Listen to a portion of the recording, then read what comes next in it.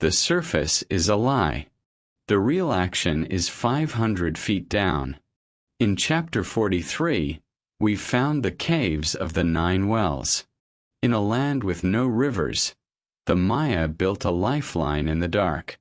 We're exploring a cavern so massive it could swallow a cathedral, searching for the 9 hidden pools that kept an entire city alive.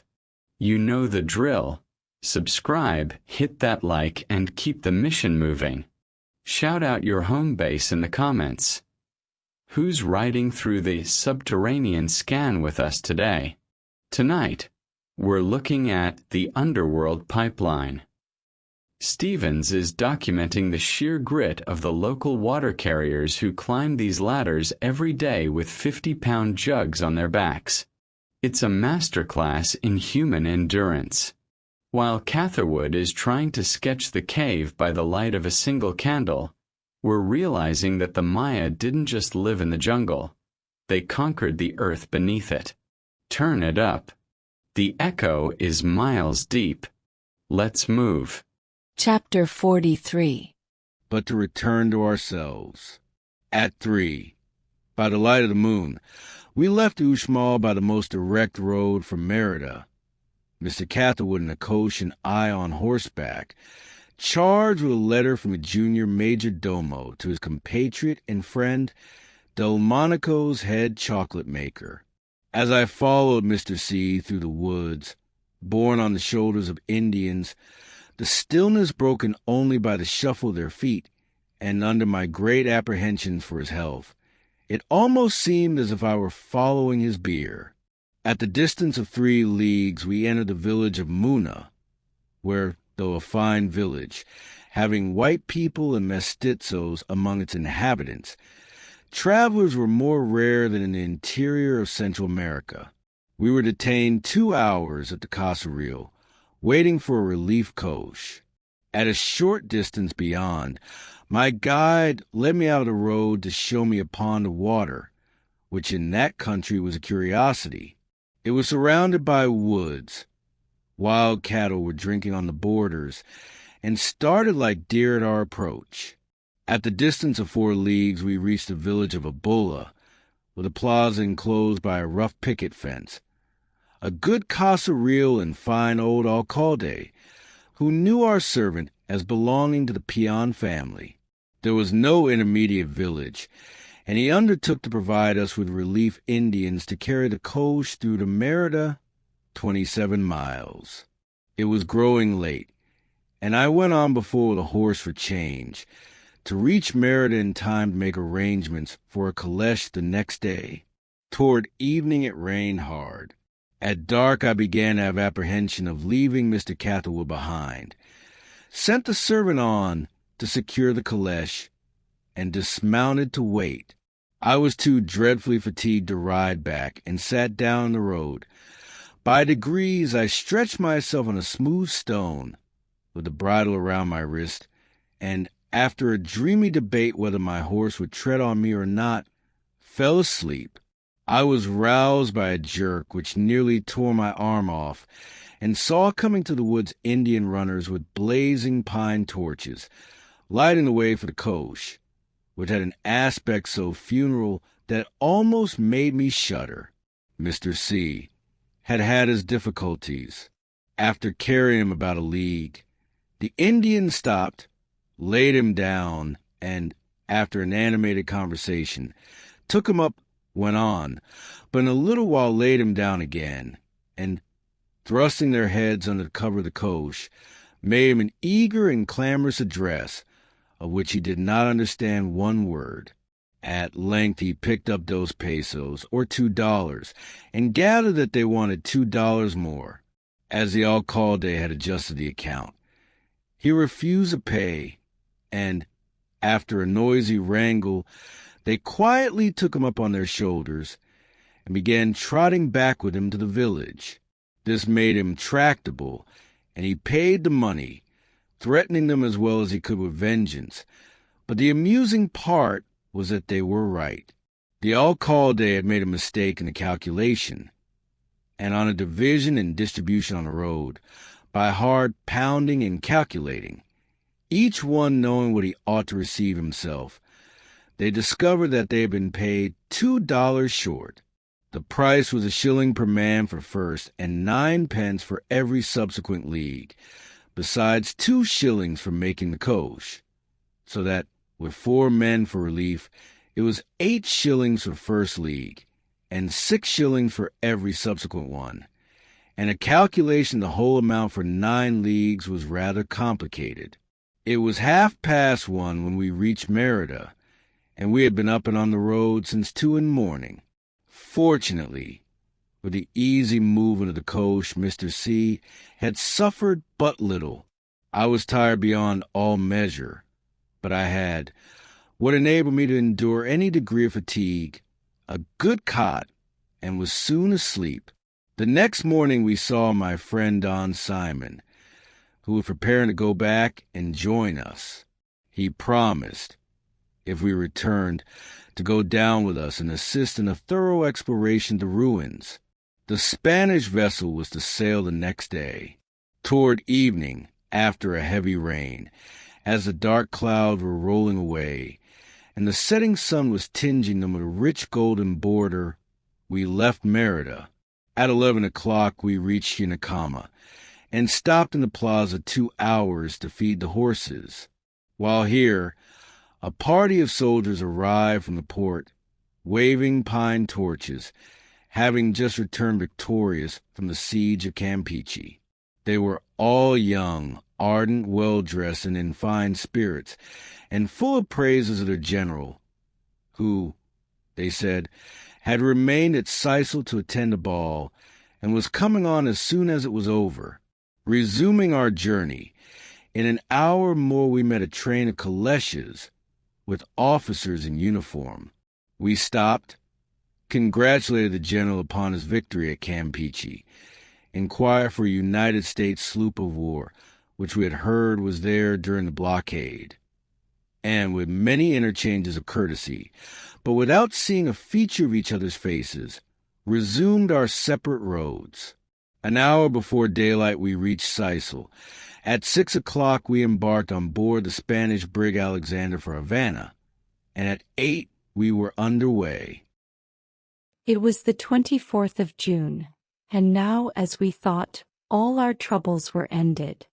The morning was fine. We had 8 passengers, all Spanish, one of whom from the interior, when he came down to the shore and saw the brig in the offing, asked what animal it was. From my great regard for the captain, I will not speak of the brig or of its condition, particularly the cabin, except to say that it was Spanish. The wind was light. We breakfasted on deck, making the top of the companionway serve as a table under an awning. The captain told us we should be in Havana in a week. Our course lay along the coast of Yucatan toward Cape Catoche. On Sunday, the 2 decatherms we had made, according to the brig's reckoning, about 150 miles and were then becalmed. The sun was intensely hot, the sea of glassy stillness, and all day a school of sharks was swimming round the brig. From this time we had continued calms, and the sea was like a mirror, heated and reflecting its heat. On the 4th of July there was the same glassy stillness with light clouds but fixed and stationary. The captain said we were Encantado or Enchanted, and really it almost seemed so. We had expected to celebrate this day by dining with the American consul in Havana, but our vessel lay like a log and we were scorching and already pinched for water.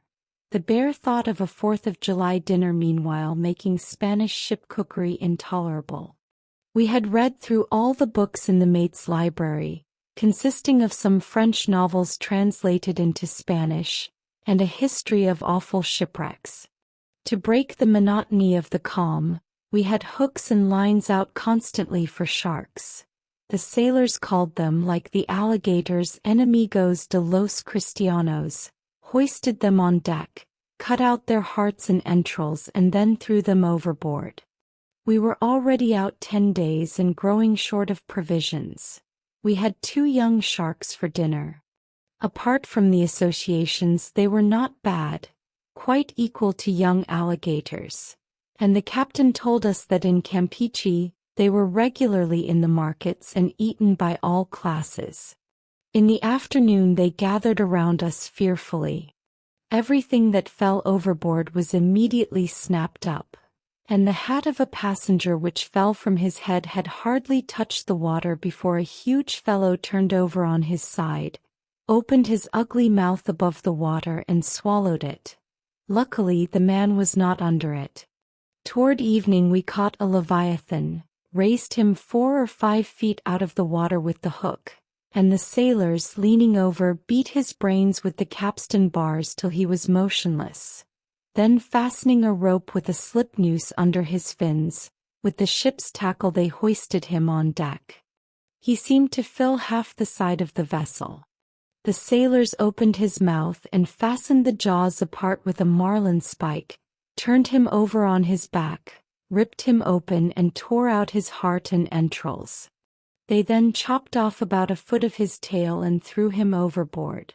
What he did I will not mention, lest it should bring discredit upon other parts of these pages which the reader is disposed to think may be true, but the last we saw of him he seemed to be feeling for his tail. In the afternoon of the next day we crossed a strong current setting to northwest, which roared like breakers. Soundings before 120 fathoms. During the evening there was no bottom, and we supposed we must have passed Cape Catocho.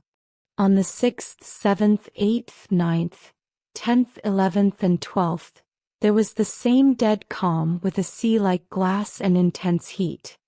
We were scant of provisions and alarmed for entire failure of water. The captain was a noble Spaniard who comforted the passengers by repeating every morning that we were enchanted, but for several days he had been uneasy and alarmed. He had no chronometer on board. He had been 30 years trading from Havana to different ports in the Gulf of Mexico, and had never used one. But out of soundings, among currents with nothing but the log, he could not determine his longitude, and was afraid of getting into the Gulf Stream and being carried past Havana. Our chronometer had been 9 months in hard use, jolted over severe mountain roads, and, as we supposed, could not be relied upon. Mr. Catherwood made a calculation with an old French table of logarithms which happened to be on board, but with results so different from the captain's reckoning that we supposed it could not be correct. At this time our best prospect was that of reaching Havana in the midst of the yellow fever season, sailing from there in the worst hurricane month, and a quarantine at Staten Island. On the 13th of July everything on board was getting scarce, and with crew and passengers 20 in number, we broached our last cask of water. The heat was scorching and the calm and stillness of the sea were fearful. All said we were enchanted, and the sailors added, half in earnest, that it was on account of the heretics, sharks more numerous than ever. We could not look over the side of the vessel without seeing 3 or 4 as if waiting for prey. On the 14th, the captain was alarmed. The log was thrown regularly, but could not give his position.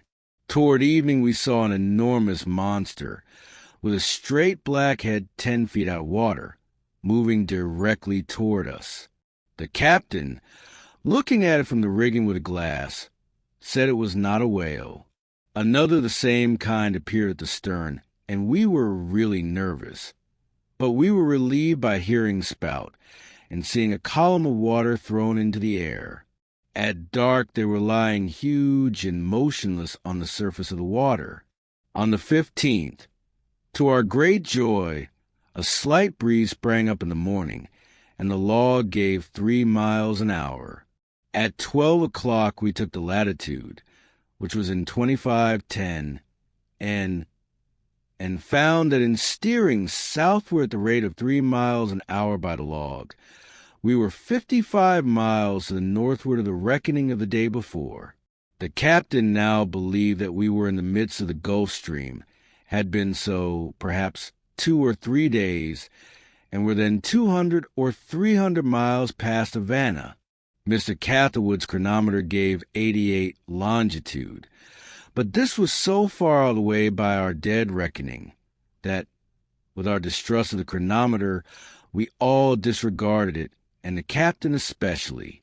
We were then in a very bad position, short of provisions and water, and drifted past our port. The captain called aft passengers, sailors, cook, and cabin boy, spread the chart on companionway, and pointed out our supposed position, saying that he wished to take the advice of all on board as to what was best to be done. The mate sat by with the logbook to take notes. All remained silent until the cook spoke and said that the captain knew best. The sailors and passengers assented. For, although we considered it all uncertain, and that we were completely lost, we believed that he knew better than anybody else. The captain pointed out the course of the Gulf Stream, said it would be impossible to turn back against it, and having a light, favorable breeze, recommended that we should follow the stream and bear up for New Providence for a supply of provisions and water. All assented, and so we put about from the south and squared the yards to the northeast. At that moment we considered ourselves farther from Havana than when we started. With most uncomfortable feelings, we sat down to a scanty meal. Supposing that we were in the Gulf Stream and in the track of vessels, the captain sent a man aloft to look out for a sail, who very soon, to our great joy, reported a brig to leeward. We hoisted our flag and bore down upon her. As we approached, she answered our signal, and with a glass we recognized the American ensign. In an hour we were nearly within hailing distance. The captain could not speak English, and gave me the speaking trumpet, but fancying from his movements that our countrymen did not like the Spanish colors, and afraid of some technical irregularity in my hail, which would make us an object of suspicion, we begged him to lower the jolly boat. This way, lying on the deck, with her bottom upward, and her seams open by the sun, the water poured into her, and before we were 50 yards from the brig, she was half full. We sat up on the gunwale, and 2 of the men had as much as they could do to keep her afloat, while we urged the others to pull. Sharks were playing around us, and for a few moments we wished to be back on board the old brig. A breeze seemed to strike the vessel, which for 2 or 3 minutes kept steadily on. But, to our great relief, she hove to and took us on board. Our Spanish colors and our irregular movement in attempting to board without hailing had excited suspicion, and the sailors said we were pirates. But the captain, a long, cool-headed down-easter, standing on the quarter with his hands in his pockets, and seeing the sinking condition of our boat, said, "Them's no pirates." The brig was a Helen Maria of North Yarmouth, Sweetzer master from Tabasco, and bound to New York. The reader cannot imagine the satisfaction with which I greeted on the high seas a countryman bound for New York. My first question was whether he could take us on board, next for provisions and water for our friends, and then where we were. He showed us his observation for the day. We were about 400 miles from the spot we supposed. The current which sets up between Cape Catoche and Cape Antonio, the captain had taken for the Gulf Stream.